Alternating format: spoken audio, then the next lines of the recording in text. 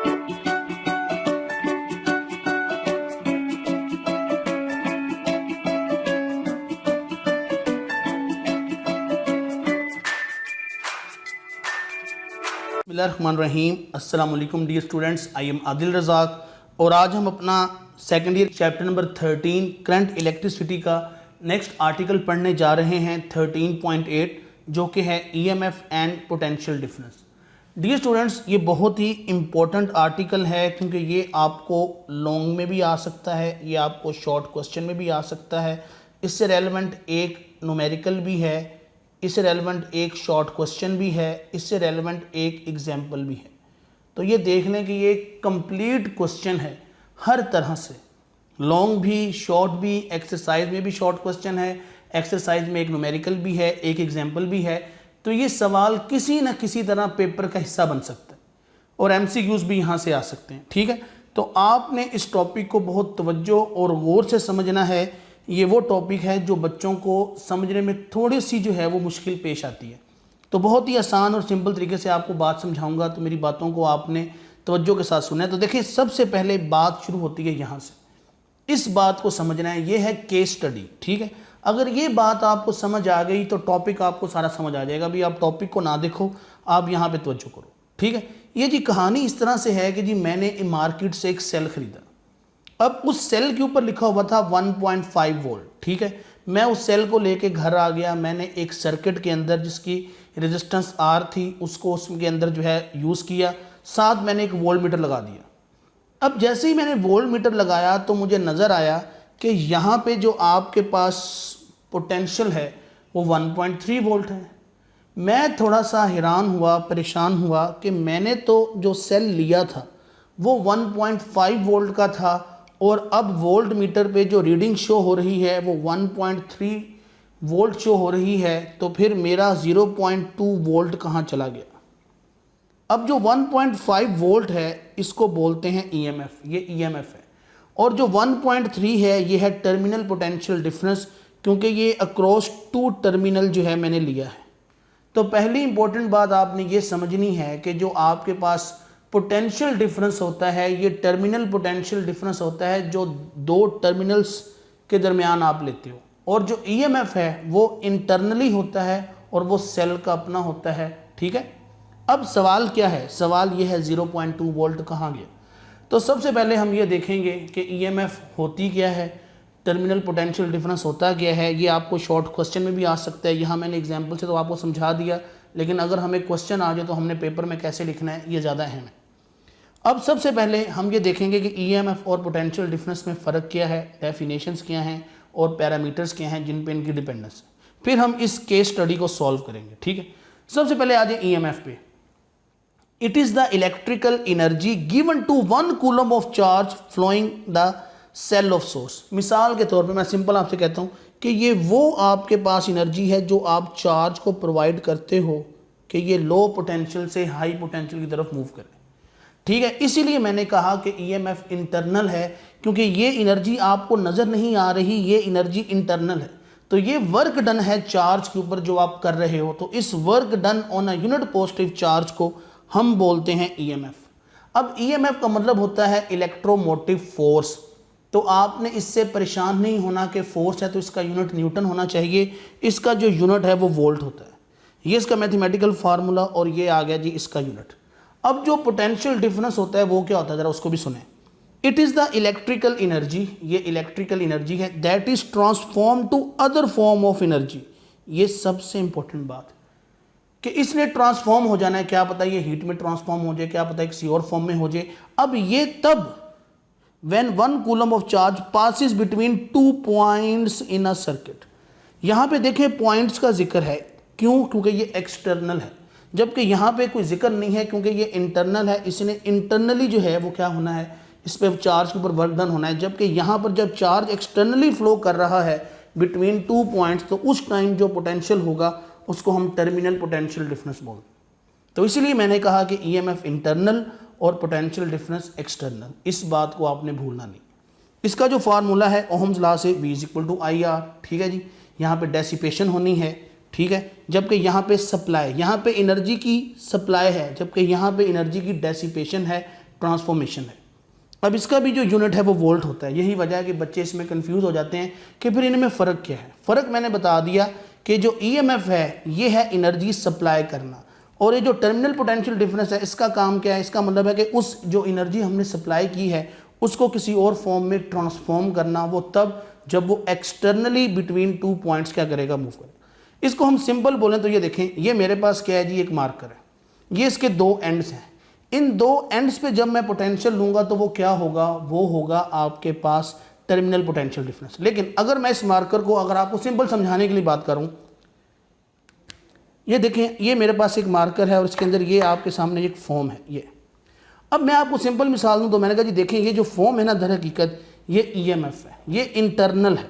Okay, ये क्या है, ये इंटरनल है, और ये जो इसके टर्मिनल्स हैं ये क्या है, ये हमने कहा जी ये टर्मिनल पोटेंशियल डिफरेंस। ओके, अब हम आगे बढ़ते हैं।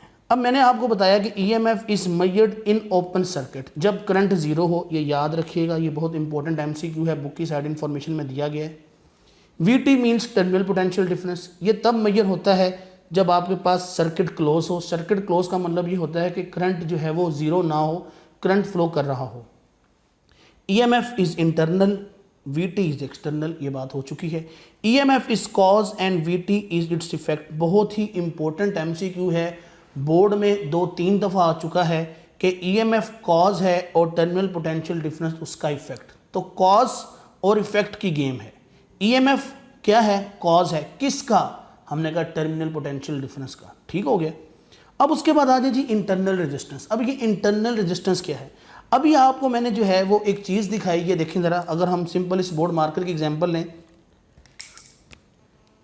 ये देखें, ये मेरे पास क्या है जी, ये मेरे पास एक जो है वो मेरे पास इसके अंदर से मैंने निकाला, ये एक फोम है। इस फोम से क्या होता है कि इंक एक एंड से दूसरे एंड तक जाती है। ऐसे ही है ना, मतलब एनर्जी सप्लाई हो रही है तो ये एक एंड से दूसरे एंड, लेकिन एक एंड से दूसरे एंड तक जाने के दरमियान इसको कुछ रेजिस्टेंस फील होती है, और ये रेजिस्टेंस है इंटरनली। बात समझ रहे हैं कि इस पॉइंट से इस पॉइंट तक इसको क्या फील होती है, रेजिस्टेंस। इसको अगर मैं यहाँ पे समझाऊं तो ये देखो, ये दो एंड हैं, तो यहाँ पे एक रेजिस्टेंस फील होती है, ये इंटरनली, ये आप देख रहे होगे, ठीक है, ये इंटरनली रेजिस्टेंस। तो ये वो रेजिस्टेंस है जो चार्ज को फील होती है जब वो एक पॉइंट से दूसरे पॉइंट पे मूव करता है इंटरनली, इसलिए हम इसको इंटरनल रेजिस्टेंस बोलते हैं। The resistance offered internally to a charge in a source, ठीक है, इसको क्या बोलते हैं, इंटरनल रेजिस्टेंस। दोबारा से इसकी डेफिनेशन सुन लें, हम सिंपल बोलते हैं the resistance which is offered internally, ठीक है जी, इंटरनली उसको क्या बोलते हैं जी, हम उसको बोलते हैं internal resistance. Ideal source has 0 ohm internal resistance. बहुत ही इंपॉर्टेंट 3 एमसीक्यू है कि जो आइडियल सोर्स होते हैं उनकी जो इंटरनल रेजिस्टेंस है वो क्या होनी चाहिए, 0 होनी चाहिए। लेकिन हमें पता है कि ऐसे सोर्स मिलना बहुत मुश्किल है। इंटरनल रेजिस्टेंस जो है ये आप समझ लें एक तरह से इंट्रिंसिक प्रॉपर्टी है, ये होती ही होती है, मामूली हो थोड़ी हो, लेकिन ये होगी ही होगी, इसलिए हमने कहा कि आइडियल 0 हो। अब ये इंटरनल रेजिस्टेंस का सर्किट सिंबल है, ये देखें, ये छोटी सी रेजिस्टेंस आर, ये बैटरी की, ठीक है, तो ये सर्किट सिंबल इसका ये आ गया। इंटरनल रेजिस्टेंस किस पे डिपेंड करती है, सवाल ये, और ये होती ही क्यों है, तो हमने कहा जी इंटरनल रेजिस्टेंस डिपेंड करती है quality and quantity of electrolyte के ऊपर या इलेक्ट्रोड के ऊपर, ठीक है जी। तो यहाँ पे ये याद रखिएगा कि ये डिपेंड करती है quality and quantity of electrolyte. Important बात है, इसको भी लिख लें, ये एमसीक्यू में आ सकता है, ठीक है जी, कि ये आपके पास इलेक्ट्रोलाइट की क्वांटिटी और उसके अंदर जो है मिकदार है उस पर डिपेंड करता है। अब हमने इन तीनों चीज़ों का रिलेशन बनाना है। 3 चीज़ें कौन कौन सी, ईएमएफ, टर्मिनल पोटेंशियल डिफरेंस और इंटरनल रेजिस्टेंस। उसको समझने के लिए हमने एक सर्किट बनाया। इस सर्किट के अंदर देखें जी, बैटरी का ईएमएफ ई, ये आ गई जी इंटरनल रेजिस्टेंस स्मॉल आर, और ये एक एक्सटर्नल रेजिस्टेंस आर लगा दी। यहाँ पे जी करंट आई फ्लो कर रहा है, ये 2 टर्मिनल्स हैं, इन टर्मिनल्स के क्रॉस जो पोटेंशियल डिफरेंस आ रहा है वो है वीटी। अब हमने कहा जी ओहम्स लॉ लगाएं, तो ओहम्स लॉ क्या होता है, V = IR, यहाँ पे V की जगह आप ईएमएफ ई इस्तेमाल करेंगे, I, और ये आ गई जी 2 रेजिस्टेंस, क्योंकि दोनों सीरीज़ में थी इसलिए सिंपल दोनों को ऐड कर लिया, ठीक है। तो यहाँ पे आप R इक्विवेलेंट भी लिख सकते हैं, capital R plus small r, क्यों, क्योंकि सीरीज़ है।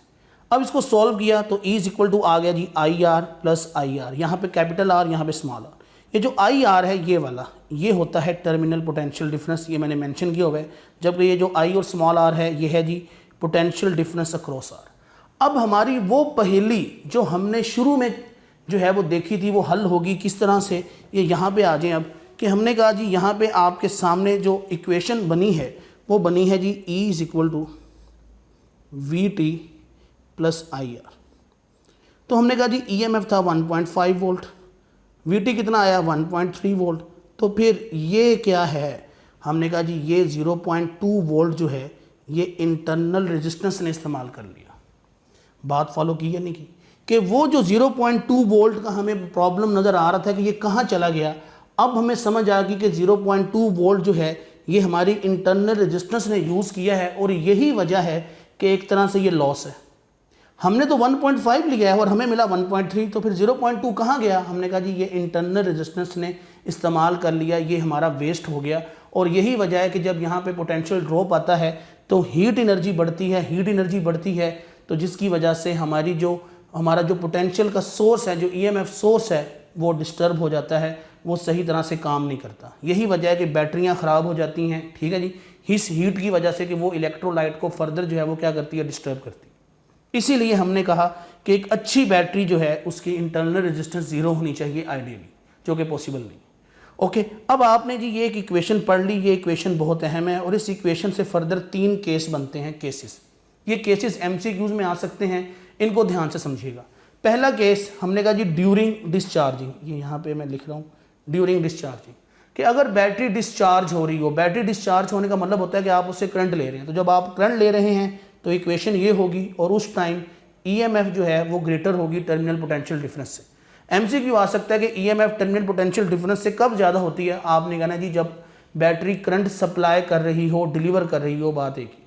केस 2 ड्यूरिंग चार्जिंग, बाज़ औक़ात आपके पास ऐसे भी सेल होते हैं जो चार्जेबल होते हैं, आप उनको चार्ज कर सकते हो। तो जब आप उनको चार्ज करोगे तो अब इक्वेशन ये बनेगी। अब बच्चे सोच रहे होंगे कि यहाँ पे -IR आना चाहिए, लेकिन चूँकि हम करंट दे रहे हैं इसीलिए हमारा जो करंट देना है वो -I होगा और माइनस माइनस प्लस हो जाएगा। इसीलिए अब इस केस में EMF जो है वो लेस देन होगी टर्मिनल पोटेंशियल डिफरेंस, तभी वो उसको चार्ज करेगा। ये बात भी नहीं भूलनी। तीसरा केस कि जब नो करंट इज ड्रॉन, कोई करंट आप ड्रा ही नहीं कर रहे, सिंपल आपके पास एक सेल पड़ा हुआ है, तो हमने कहा जी तब उसका जो EMF है और टर्मिनल पोटेंशियल डिफरेंस है वो दोनों क्या होंगे, सेम होंगे। तो जब एक सेल आप लेते हैं, बिलफर्ज ये मेरे पास एक मार्कर है, मैंने नया मार्कर खरीदा है, ये मैं यहाँ पे रख देता हूँ, ये पूरा 1 माह यहाँ पड़ा रहता है। अब मैं जब तक इसको इस्तेमाल नहीं करूँगा इसकी इंक ख़त्म ही नहीं होगी। बात समझ रहे हैं? तो यही वजह है कि जब आपने इसको इस्तेमाल नहीं किया तो अब इसका EMF भी वही है, इसका टर्मिनल पोटेंशियल भी वही है, लेकिन जब मैं इसको इस्तेमाल करूँगा तो इसकी इंक क्या है वो आहिस्ता आहिस्ता ख़त्म होनी शुरू हो जाएगी। सेम यही काम है कि आपका जो सेल है जो जो डिस्चार्ज होता है वो ख़त्म हो जाता है। तो ये बात आपने भूली नहीं है कि EMF is always present, EMF हमेशा प्रेजेंट होगा ही होगा, चाहे आप करंट ड्रा करें या ना ड्रा करें, EMF होगा ही होगा। लेकिन टर्मिनल पोटेंशियल डिफरेंस के लिए शर्त क्या है कि करंट ड्रा हो रहा हो, ठीक है। ये जो चीज़ है ये हमारे पास क्या है, एक आइडियलाइजेशन है, ठीक है। तो इसको भी आपने जो है कंसिडर करना है। तो डियर स्टूडेंट, ये था जी हमारा आज का लेक्चर कि जिसके अंदर हमने EMF, टर्मिनल पोटेंशियल डिफरेंस और इंटरनल रेजिस्टेंस को समझा है। मैं दोबारा से जो है फटाफट जो है आपको लेक्चर समअप कर दूं कि EMF क्या होता है। EMF एनर्जी होती है जो चार्ज को सप्लाई की जाती है। टर्मिनल पोटेंशियल डिफरेंस क्या होता है, डिफरेंस ऑफ पोटेंशियल जब करंट फ्लो हो रहा हो बिटवीन 2 पॉइंट्स, ये याद रखना। और इंटरनल रेजिस्टेंस क्या होती है, इंटरनल रेजिस्टेंस वो रेजिस्टेंस होती है जो चार्ज को फील होती है जब वो बैटरी के अंदर मूव कर रहा हो, ठीक है। अब इन तीनों का जो रिलेशन है वो ये है कि E is equal to VT plus IR, जबकि E EMF, VT terminal potential difference और IR voltage drop across internal resistance, ठीक है। फिर हमने इसके केसेस डिस्कस किए और एट द एंड जो मोस्ट इंपॉर्टेंट यहाँ से MCQ आता है वो ये है कि EMF is the cause and terminal potential difference its effect. अगली इंपॉर्टेंट बात हमने कहा कि EMF हमेशा ओपन सर्किट मालूम होगा, टर्मिनल पोटेंशियल डिफरेंस हमेशा क्लोज सर्किट जो है वो मालूम होगा। बाकी ये सारी चीज़ें लिखी हुई हैं, अगर लॉन्ग में आ जाए तो आपने इसको एज इट ही लिख देना है, शॉर्ट में आए तो जो पोर्शन आएगा वो आप लिख दोगे। MCQ डिस्कस हो चुके हैं। अब मैं एक्सरसाइज का शॉर्ट क्वेश्चन जो है आपके साथ डिस्कस करता हूँ और न्यूमेरिकल आपको सॉल्व करवाता हूँ कि किस तरह आप न्यूमेरिकल सॉल्व कर सकते हो। तो अब हम बढ़ते हैं लेक्चर के दूसरे हिस्से की जानिब। स्टूडेंट्स, लेक्चर के इस हिस्से में मैं आपको टॉपिक से रिलेटेड एक्सरसाइज का शॉर्ट क्वेश्चन और एक्सरसाइज का न्यूमेरिकल करवाऊँगा। तो आपने अब मेरी बातें तवज्जो के साथ सुननी है ताकि ये टॉपिक जो है वो हमारा वाइंड अप हो जाए और आपको थ्योरी, शॉर्ट क्वेश्चन और न्यूमेरिकल सारी चीज़ें जो हैं वो क्लियर हो सकें। तो देखें जी, एक्सरसाइज का 13.8 शॉर्ट क्वेश्चन है, explain why the terminal potential difference of a battery decreases when the current drawn from it is increased. अब अभी मैंने आपको समझाया कि जब करंट ड्रा होगा बैटरी से तो टर्मिनल पोटेंशियल डिफरेंस हमेशा ईएमएफ से कम होगा। उसकी मेन रीज़न क्या है? उसकी मेन रीज़न है ये चीज़ कि ये जो आपके पास वोल्टेज ड्रॉप आता है across internal resistance.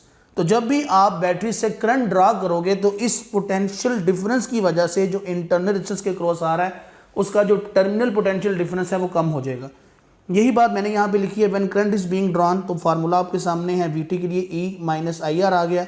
When current is drawn from battery due to I R VD decreases and we know that कि जब करंट ड्रा हो रहा हो तो टर्मिनल पोटेंशियल डिफरेंस हमेशा कम ही होगा। तो ये हमारा मेन कंसेप्ट आ गया जी इस सवाल का। अब इधर आ जाए 13.6 पे।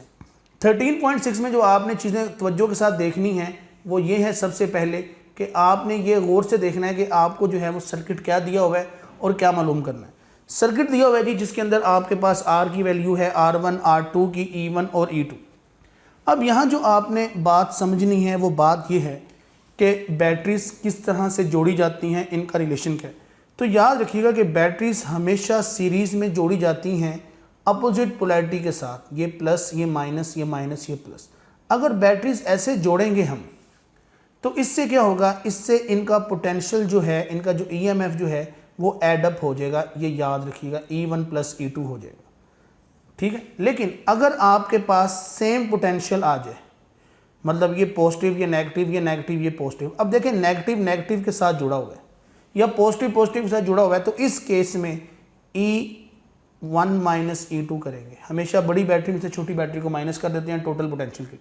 अब यहाँ पे तवज्जो से देखें, यहाँ पे क्या, यहाँ पे भी ऐसी है कि नेगेटिव इस नेगेटिव के साथ लगा हुआ है, मतलब नेगेटिव नेगेटिव के साथ लगा हुआ है। यही वजह है कि हमने कहा जी आपके पास जो टोटल पोटेंशियल होगा वो क्या होगा, 24 माइनस 6 जो कि आ गया 18 वोल्ट। ओके, पहली बात हमने यहाँ पे जो फाइंड करना था वो था जी VT1 और VT2, मतलब इनके टर्मिनल पोटेंशियल। तो ये हमने सबसे पहले एक चीज़ सॉल्व कर ली कि इसका नेट पोटेंशियल। दूसरी बात ये है कि हमेशा बैटरी, जो बड़ी बैटरी होती है वो सर्किट का करंट संभालती है, मतलब उसने करंट फ्लो करवाना होता है। तो यहाँ पे करंट कौन फ्लो करवाएगा, हमने कहा जी 24 वाली, या जो नेट है वो 18 वोल्ट है और वो इसका है। तो अब ये कंट्रोलिंग है, ये कंट्रोल करेगी करंट। ओके, तीनों रेजिस्टेंस लगी हैं सीरीज में, तो हमने कहा जी आप आर इक्विवेलेंट निकाल लें। तो आर इक्विवेलेंट क्या आएगा जी, आपके पास 8 प्लस 0.1 प्लस 0.9, तो ये आ गया जी आपके पास 9 ओम। ठीक है जी, ये आपके पास आर इक्विवेलेंट आ गया। ठीक है, अब हमने जी करंट की वैल्यू निकालनी है जो सर्किट के अंदर फ्लो करेगा। तो ओहम्स लॉ के मुताबिक ET और आर इक्विवेलेंट, तो ET कितना है टोटल 18, हाँ जी, आर इक्विवेलेंट कितना आया 9, तो डिवाइड कर लें तो आपके पास 2 एम्पेयर करंट आ जाएगा। अब देखें जी, हमने ये सारा जो काम किया है किस लिए किया है, क्योंकि हमने टर्मिनल पोटेंशियल डिफरेंस निकालना है जिसकी इक्वेशन ये होती है। अब इस इक्वेशन के लिए मुझे I चाहिए था, I सबसे इंपॉर्टेंट था, इसलिए हमने ये सारा काम जो है वो I के लिए किया। अब आप पुट कर दें वैल्यूज़, ठीक है, तो VT1 आ जाएगा आपके पास, हाँ जी, E1 की वैल्यू कितनी है 24 माइनस करंट कितना है वो आ गया जी आपके पास 2 एम्पेयर। R1 की वैल्यू कितनी है वो है जी 0.10। अब आप इसको VT1 के लिए सॉल्व कर लो, तो देखो कैलकुलेटर पे इसको सॉल्व करो तो आपके पास जो आंसर है वो कितना आएगा, वो आएगा जी 23.8 वोल्ट। अब तवज्जो के साथ बात सुनो, बैटरी का EMF कितना है 24 वोल्ट, लेकिन टर्मिनल पोटेंशियल कितना आया, वो आया 23.8। यही चीज़ मैं आपको यहाँ पे स्टार्ट में समझा कर गया था कि जी मैंने एक सेल लिया है तो उसके अंदर ये प्रॉब्लम बनी। Got the point. अब हमने VT2 निकालना है। अब देखें VT2 में सबसे पहले इक्वेशन पे गौर करें कि यहाँ पे मैंने -I इस्तेमाल किया है। क्यों? क्योंकि दर हकीकत अब करंट जो है वो E1 की वजह से फ्लो होना है, तो यही वजह है यहाँ पे करंट की डायरेक्शन अपोजिट होगी, तो मैंने लिखा I flows in opposite direction. अब यहाँ पे पुट करो वैल्यूज, सॉल्व कर लो इसको, तो देखें जी आपके पास VT2 कैसे आएगा, हाँ जी, E2 की वैल्यू कितनी है 6 माइनस, हाँ जी, -2 इंटू R2 की वैल्यू कितनी आ गई 0.90, तो ये माइनस माइनस प्लस हो जाएगा। सॉल्व करोगे तो VT2 की वैल्यू आपके पास कितनी आएगी, तो आंसर है जी 7.8 वोल्ट। अब यहाँ पे आपको थोड़ा सा जो है वो हैरानगी हुई होगी कि यहाँ पे आपके पास VT2 जो है वो क्या है, वो ज़्यादा है। क्यों? क्योंकि यहाँ पे ये जो बैटरी है दर हकीकत अब ये करंट दे नहीं रही, ये करंट ले रही है। बात समझ रहे हैं? जो मैंने आपको समझाया था कि अगर हम चार्ज करें तो दर हकीकत ये बैटरी करंट देने की बजाय करंट ले रही है। किससे ले रही है? E1 से। तो दर हकीकत E1 E2 को चार्ज कर रहा है, यही वजह है कि इसका टर्मिनल पोटेंशियल डिफरेंस ज़्यादा आया। एंट्री टेस्ट में सेम यही सवाल दे के मैं पूछ सकता हूँ कि मुझे ये बताएं कि यहाँ पे कौन सोर्स है और कौन कंज्यूमर है। ठीक है, तो हम सिंपल कहते हैं कि जी E1 जो है ये सोर्स है क्योंकि ये करंट प्रोवाइड कर रहा है, और E2 जो है ये कंज्यूमर है, ये करंट ले रहा है, यही वजह इसका टर्मिनल पोटेंशियल डिफरेंस ज़्यादा आया। तो डियर स्टूडेंट्स, ये था जी हमारा ये टॉपिक और इससे रेलेवेंट एक्सरसाइज का शॉर्ट क्वेश्चन और न्यूमेरिकल। यही आपकी असाइनमेंट है कि आपने ये शॉर्ट क्वेश्चन, इस न्यूमेरिकल और इससे रेलेवेंट जो आपके पास एग्जाम्पल है, इन तीनों को सॉल्व करके मुझे आपने सेंड करना है ताकि मैं आपको जो है वो समझा सकूँ फर्दर अच्छे तरीके से। तो डियर स्टूडेंट, ये था जी हमारा आज का लेक्चर। मैं उम्मीद करूंगा कि आप इस लेक्चर को अच्छी तरह से समझोगे। अपना कीमती फीडबैक ज़रूर दिया करें लेक्चर के हवाले से, और कोई चीज़ पूछनी हो तो कमेंट सेक्शन में ज़रूर पूछा करें। वंस अगेन आपसे रिक्वेस्ट है कि आप चैनल को सब्सक्राइब करें, बेल आइकन को ज़रूर प्रेस करें और इन वीडियो लेक्चर्स को अपने सोशल मीडिया के ऊपर शेयर कीजिए ताकि हम ज़्यादा से ज़्यादा दूसरों की मदद कर सकें। अपना ख्याल रखिएगा। अल्लाह हाफिज़, टेक केयर।